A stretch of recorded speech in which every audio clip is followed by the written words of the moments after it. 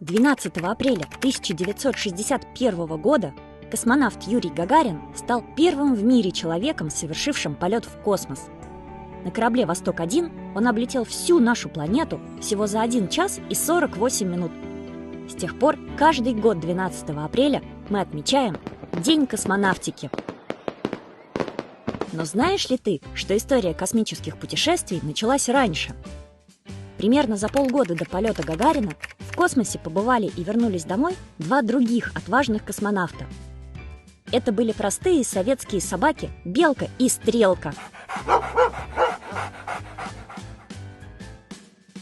Они вышли на орбиту Земли и 25 часов летали вокруг нашей планеты, позволяя ученым собрать важные данные о реакциях живого организма на пребывание в таких непривычных условиях.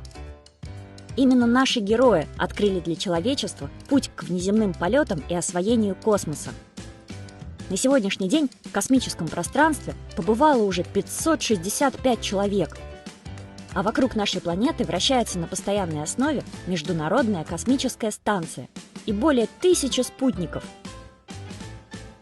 А еще несколько десятилетий назад были отправлены в дальний полет через всю Солнечную систему и дальше за ее пределы беспилотные корабли Voyager-1 и Voyager-2, на борту которых находятся золотые пластинки с посланием для инопланетян. Ответа мы пока не получили, но не теряем надежды на него.